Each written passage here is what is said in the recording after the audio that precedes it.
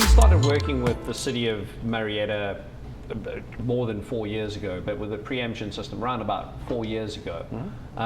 What was your experience with that? I know you weren't the fire chief at that time. Correct. But what was your experience as you got into it all 4 years ago to kind of what it is today? Yeah, so we initially, when that system came on, I was assigned in our fire prevention division, and the fire chief at the time, Chief Gibbs, brought the system on, and under that umbrella within the fire prevention division was our data management team.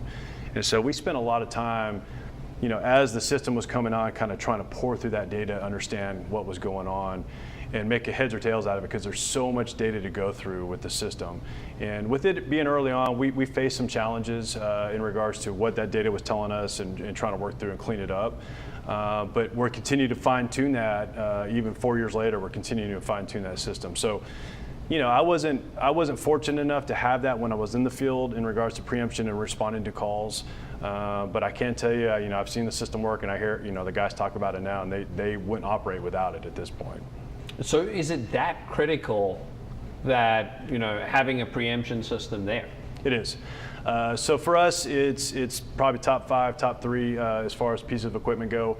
So we in the fire service kind of, we've got our fire truck. We've got to make sure there's water in it. We've got our medical equipment. We've got to make sure it's operating.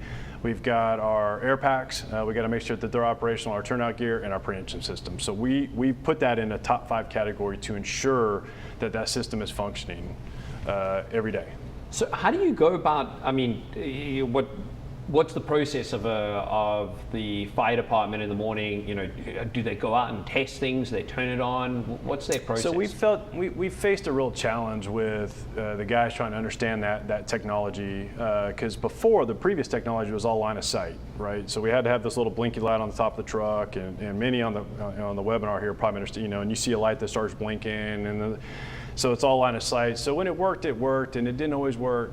And so, we had to do a real shift because the individuals thought that was kind of the same technology. So we had to bring them in and train them on what the technology was. That was the first step. And once we started explaining to them the advancements that this technology has now, they started to understand it just a little bit more. And then, we had to they kept saying, okay, how do we know if it works? How do we know if it works? How do we know if it works? Essentially, if they get to an intersection and the light's red, the system isn't working. And so we've built an in-house system that these guys can go in and put a help desk request in, as we call it, and they're able to, that system then fires off emails to everybody who needs to get it, including AI. And so we're tracking the system, make sure it's working that way. Yeah, and it's quite an interesting thing because, when we first started working with the city, we found that, we had an average saving of somewhere around 45 seconds to 60 seconds. But since you've been there, you've done a whole bunch of training with the actual fire department there and the actual firefighters who are driving the vehicles. And we've seen this improve from 60 seconds to basically a minute and a half. Right, because we're working so what we've done is obviously to make sure is the system working, is it not working? And not only are we making sure that, initially it was if you get there, the light's red, you need to put the ticket in so we can understand, dig in and see what's going on with the system.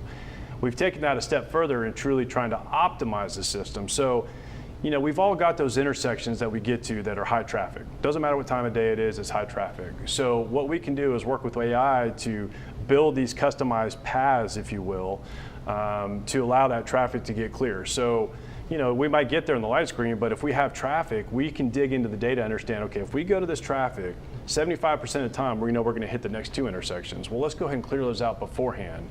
And so when we're getting there, that traffic, not only do we control the intersection, but the traffic's gone.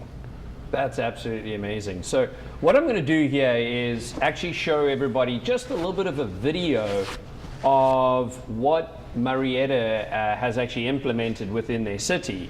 And you'll be able to see a little bit, how they're actually utilizing this.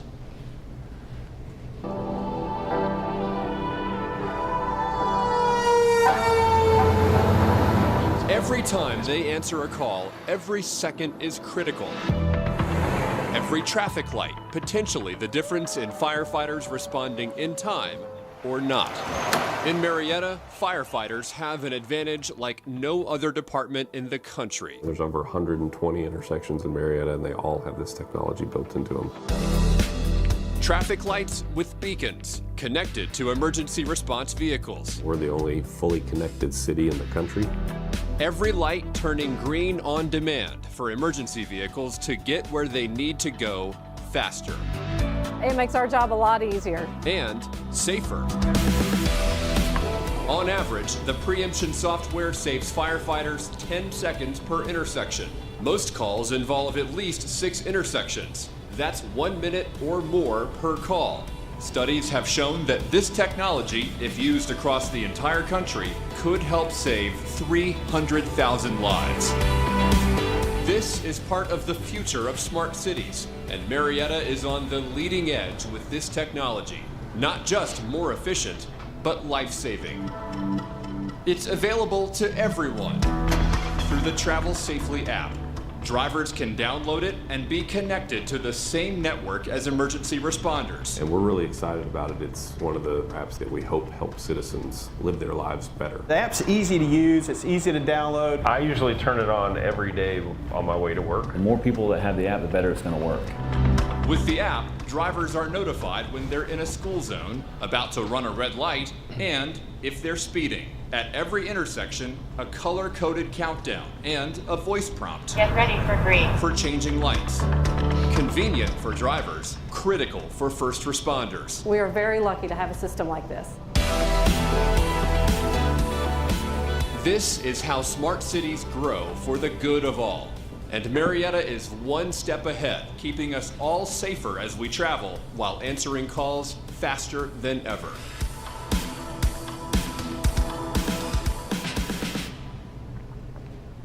So I mean, you can see Marietta is obviously on the leading edge of technology, not just on emergency vehicle preemption, but also on, smart city technology.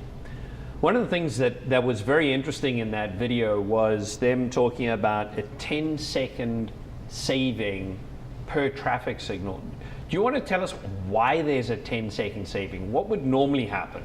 So, in a typical response, in any kind of city, you're going to be responding, and as you come up to these intersections, we can't just run through the intersection for obvious reasons. And so, we have to slow down, we have to weave our way through the traffic that's all stopped at the intersection, which, in any metro city, you're going to be faced with, probably any city, you're going to be faced with those challenges trying to navigate through those vehicles. So they have to kind of start to get out of their way. Most of the time, they don't know what to do, because it's not every day a fire truck comes behind you, so they start to panic. Do I pull out into the intersection? Do I go up on the sidewalk? Do I turn left when I shouldn't? Those sort of things. And so once we kind of get those people moved out of the way and we kind of fish our way through it, then we have to stop at the intersection, wait for the other, the cross traffic to stop until we control the intersection. And, coming up through the ranks, we always taught you had to account for every lane of traffic, and then you would slowly kind of inch the vehicle, the apparatus out into the intersection until you had them all, and then you'd have to get going again. And of course, when you're talking, about a 60,000 pound vehicle, you can't stop on a dime, so you have to slow way down, and it doesn't exactly, they're not Ferraris, they don't take off again. So every bit of 10 seconds when you're going through intersections, if you catch a red light. And so again, the preemption system, we get there, there's no traffic there, we own it, and we're straight through. So it's easily 10 seconds. So that's why you basically saying to us beforehand that, what you're seeing is you actually improving the response times all the time by getting and seeing, where there is an area that we can actually Correct. go and flush out further ahead. Right. So a great example for us, we have a main kind of thoroughfare, Highway 41, and another kind of main thoroughfare that crosses that's near the interstate. If it's 3 o'clock in the morning or 3 o'clock in the afternoon, there's traffic in that intersection. Well, what we've done is we've looked at, okay, if we hit this light, we know we're going to that light X% of the time. And so we're triggering that, worked with AI to geofence and work all these different configurations, and we clear that traffic out. So now not only do we own the intersection, do we control the intersection, we have the green light, there's no traffic when we get there. And so it's saving time. And so we're really diving in deep through our data to understand, And we've pulled up our high call volume concentrations. Where are we going? Okay, is our system optimized to get us there as quick as we possibly can get there? And when we found some challenges, we just made contacted AI, made the tweaks we needed make to it, and we've seen improvement through those even after AI came on board. I mean, we're continuing to always improve that system.